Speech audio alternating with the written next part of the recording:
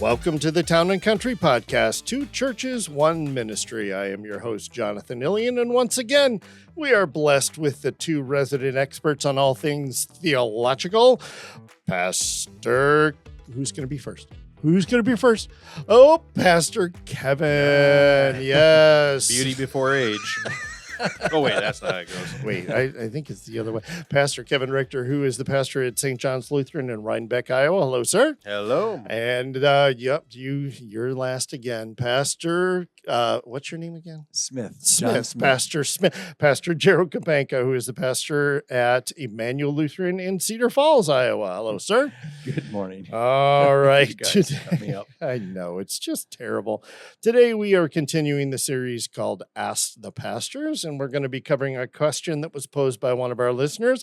If you want to be part of this, you can send your questions to podcast@emmanuelcf.com, and we might choose your topic to talk about during the podcast. So one of our listeners asked this: if you could personally go back and live one moment that the disciples of Jesus experienced and live it yourself, what would you pick? Pastor Kapanka. Wow, that's just a really specific question, isn't it? I mean, there's so much to choose from. I mean, how do you pick? Walk on water, or feed the 5,000, or being at the empty tomb. I mean, these are all amazing experiences. But I think I wrestled with this for a couple of days, trying to think which one I would want to choose. And the one I think I would want to be at is the conversion of St. Paul. I think to me, that's one that probably wouldn't be one of the first ones you come to mind. But when I gave a lot of thought to why that would be something I want to do is that of all the things that happened to the life of the disciples, there were some amazing miracles, some amazing experiences where you get to see the glory of God shine in that moment. But I can't think of one that was more of a cosmic collision, if you will, than Paul's conversion. If you think of Paul at that moment before his conversion, I mean, he was the Pharisee of Pharisees. He was the militant who wanted to get rid of all these people of the way, the believers, those who were perverting his religion. An educated, rising star on the way to great things in Judaism. And so he gets permission to go to Damascus to root out, to arrest, to possibly put to death these believers. Gung-ho, he's got his heart on fire, his hair's on fire. And as he's walking and making his way to this conversion moment, God interrupts time and speaks to him directly. Saul, Saul, why are you persecuting? And that this is the one that really struck me. Why are you persecuting me? He didn't say, why are you persecuting Christians? Why are you persecuting the church? Why don't you read your scripture? But when he was persecuting the believers, he was persecuting the body of Christ. He was persecuting Christ. And in that moment, you have this collision between good and evil and righteous and unrighteous. And I think that whole experience all the way through, him being struck blind, going into Damascus, the encounter with Annas, who has the scales fall from his eyes, that whole thing, and then the implication of what that does over the course of the rest of history, to me is a moment that to have been there and to have seen it. I don't know if there's anything more profound than if you've got an arch enemy, somebody who's really been your nemesis in every sense of the world, not just work or life or social, but truly hates you with everything that you are. In an instant, to see them become somebody who you look up to and who you desire to emulate. I just can't imagine something that was more profound. I don't know. What do you think, Kevin? No, I agree. That's it's interesting. Some people would challenge you that, like, well, Saul wasn't a disciple of Jesus, but he is an apostle, right? He is an eyewitness, Absolutely. and really, I've been thinking about this with, the idea of our synod talking about online seminary versus in person, and the fact that the original 12 until Judas hangs himself, but walked around and were in person with Jesus, right? They saw all these things, and that's what makes them an eyewitness. But Paul gets taken out in the wilderness and given revelation. Yeah. And yes, he is in person with Jesus, but Jesus is sitting on the throne. And so the revelation is this of I'll show you what happened, and I'm there with you, but I'm not, it's not happening real time reality, and yet he's still an eyewitness, still an apostle. And so, no, yeah, I think that'd be awesome. I would like to see what Paul saw in that revelation, just Yeah. those 3 years, and get to watch all of it and see all of it. And, was it like a dream where you have what feels like 10 minutes and 15 seconds? But it says, one point, Paul says he was out in the wilderness for 3 years, and Jesus' ministry was 3 years. So it's kind of like he was Setting a watching all pattern. of it in real time, real speed, not sped up, and so just crazy, to think about. And actually that idea of this like arch emesis coming to destroy you and in the end is saved. During when Dolly and I were in PLI, they have a cohort. What's PLI for those who aren't familiar? So it started as originally it was called Pastoral Leadership Institute. And so it's a continuing education program for pastors and elders in churches. Now they just go by PLI. That's just their name. They don't stand for anything anymore. But I mean, they stand for things, but you might want to. the letters don't stand for a bigger name. Let's revise that. They stand for They nothing. don't stand for anything. Mr. Nothing Lincoln would not be at happy with all. that. We don't stand for anything. That's No, right. nothing. No, but they actually have a cohort in India that they're doing, with these guys coming out of the Lutheran seminaries in India and doing continuing education with them and stuff. And if you don't know, in the country of, in the country of India, Hinduism is becoming the like almost national religion, and a lot of Hindus are working their way into higher governmental positions so that they can make other religions illegal and things. And so Christianity is becoming more and more persecuted all the time. And this one Lutheran pastor was in a church, and there were some, basically like mob members that showed up to church with a blind girl, and they just sat in the back. And when the pastor got up to preach, he stood up and interrupted service and walked up front, and all his, guys in the back stood up with guns to make sure nobody could leave. And he said, "Heal this blind girl, or I'll kill all of you." And so this pastor's just been put in this impossible situation of heal this blind girl or we all die, and he said, at that moment, I didn't know anything to do but pray. And so I put my hand on her and I just prayed like I've never prayed before.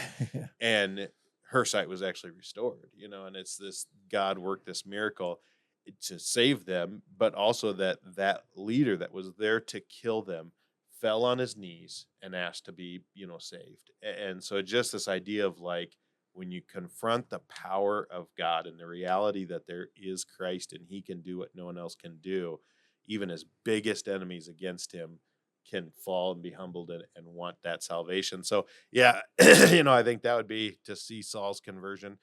For me, I spent so much time wrestling with this and thinking about it because like Lazarus walking out of the tomb, or to see Jesus weep, just to see this, driving the money changers out of the temple and seeing this righteous anger that is not sin, would be really interesting. And I just thought of so many conversations with the Pharisees or the disciples that I would love to hear the tone of Jesus' voice. Oh, sure. Because we can read it and pick up on a angry tone or a sarcastic tone.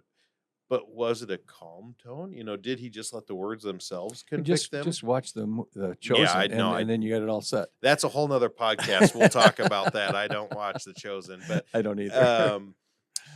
But yeah, just to be able to see this. But the one I think probably would, and you named it as like one of the big miracles, and just kind of dismissed it. And so now I'm feeling like, oh, I picked one of the easy ones.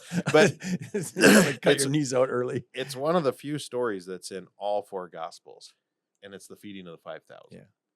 Yeah. That all four gospel writers saw this as significant enough to include it. And even John, John writes his so much later than the other three.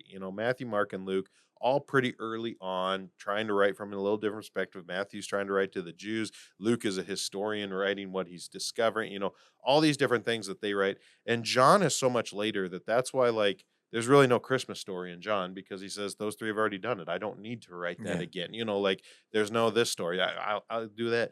But the key points of the resurrection and some of these things he hammers on because he wants to tell his side of it. But just this idea of a couple loaves, a couple fish, and you get to go out and feed 5,000 people. And so you're just running back and forth, grabbing chunks of bread and carrying it out to these groups of 50 and passing them out. And every time you come back, there's more bread there to grab. And like, is the bread, like, is Jesus breaking it and the bread coming back, or is it just like Reforming literally, a whole loaf, just to watch the actual physics of this, that the bread's breaking and yet not getting smaller, and like to be running and to be hearing all the people. And we know how crowds work. It's like, are the people paying attention? Do they know this is happening, or are they just glad they're being fed? Are they in their own little world on their blanket eating out in the wilderness? Like, what's the tone? What's the vibe? And then the fact that the disciples get 12 baskets, it's like not a coincidence that there's 12 disciples, 12 baskets of leftovers, that they each get their own basket to take with them. I don't know, and yet it's interesting because we can see throughout scripture, miracles don't really create lasting faith, right? I mean, it's a very short term. I mean, Jesus feeds the 5,000, Jesus feeds the 4,000, and the disciples are still saying, like, we don't have bread on our boat. What are we going to eat? Yeah. It's like, hello, so, to be there and experience that would be profound. And yet it really wouldn't have a lasting effect on your faith as it didn't for them either, and so there's other ones in the upper room or things like that, but, a lot of those, it's like, what I want to see is Jesus face to face, hear his voice, see how he interacted with it. And we'll get that, in the new heaven, new earth, we will get to see Jesus face to face. We'll get to hear his voice and his tone and listen to him. And so, it's like, really, I would love to go back and live some of those moments, but I'd rather look forward to the coming time when I'll have my own experience of being with Christ and seeing him face to face. That's amazing. As you were talking about the feeding of 5,000, I obviously didn't want to dismiss it and cut you off. It was just, and it's a powerful reality, and it's one that I think many of us choose. The image that came to my mind as you're describing the disciples kind of spreading this bread out and running back and forth. How would they interact with each other as they're passing each other with breads? And like, are they giggling? Are they laughing? Are they just like in awe? Are they just like exhausted that there's more people? There's still 10 more tables in the back. Get back there. I thought this job would be done, in like 5 minutes. Just that interaction, and then the conversation that had been. I'd love to sit around that evening after they've collected all the bread. People have gone off. Jesus done preaching. Maybe he's praying, and just them guys looking at each other and like, did we just? Did you understand? What did we see and happen here? That would have been so amazing. That's a great choice. I also think, as I'm reading through Old Testament again, there's so many stories of, I just read the one in 2 Kings last night where the woman's kids are going to be sold into slavery because she can't pay her debts. And so Elisha says, get every empty vessel you can and take your oil jar and fill it. And just those times where miracles supersede the metaphysics of reality and what's actually physically possible, and you're just pouring oil and pouring oil and pouring oil, and this idea that God provides abundantly for all your needs. And then to have this New Testament story with Jesus showing like, hey, the God that did that, if you know your scriptures, I'm that same God, and making the ties, and so it was I thank our listener for asking the question, because it was fun to just walk through and think through, like, what one moment would I want to see? And what's crazy is even John says, if everything Jesus did was written, we could have volumes of books. It's like, how many things happen between those stories that we get in the Gospels that we're not even aware of? The conversations, the meals of sitting with Jesus out in the wilderness, just the disciples and him, the walking and talking. How many hours were they in the road and they were just chatting and Jesus up here maybe talking to a couple, and the rest of us are having little side conversations. And what would have been a part of those? Yeah, and sleeping. Was Jesus a side sleeper, a back sleeper? Kind of, did he take a blanket? That's a thought I never had. So just all of did those he things. Snore? Yeah, like he obviously got up early, went out to pray. When you woke up and he's not there, did they ever think like, well, he left us? Or was it like, we know he's out praying, he'll be back? Like, just all of those thoughts, that they live through. So I've always wondered what Jesus did as a hobby.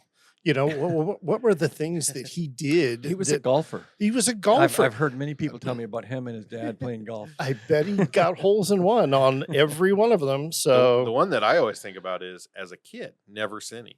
Mary and Joseph have this literally perfect kid. And then if you believe their other half kids or whatever, full kids or whatever, those kids are sinners. And how much do they hate their older brother? I know, I thought of that Exactly. too. Because he's perfect and You we're should not. be more like Jesus. Yeah. Yeah. And the idea that like they don't believe in him. Of course they don't. They're kids who can't live up to the standard of their perfect sibling. Like, how many people feel that way with a sinful big sister, big brother, let alone a perfect child, and just to see the life of Jesus for all 33 years would have been very interesting. That's exactly the way it is in my family. I'm the perfect one, and the other two, Yeah. they just can't understand how they I can hate be. you, but They it's- hate me because of my perfection, and what can you do? But being perfect, I forgive them. Yeah, and so yes, of course you have to. exactly. Oh, brother. Well, thank you very much for choosing to join us today for the Town and Country Podcast, 2 Churches, 1 Ministry. We want to remind you to submit your questions for the next Ask the Pastor. So you can do that at podcast@emmanuelcf.com so that we can answer those burning questions that you have about life as a Christian. Thanks again goes out to Mr. Dave Kaler. Once again, you have offered your expertise when we needed it the most, and we appreciate it. On behalf of Pastor Kevin and Pastor Kapanka, I am your host, Jonathan Millian, and we invite you to come back next time as we bring you the next installment of the Town and Country Podcast. Thanks again and have a great week.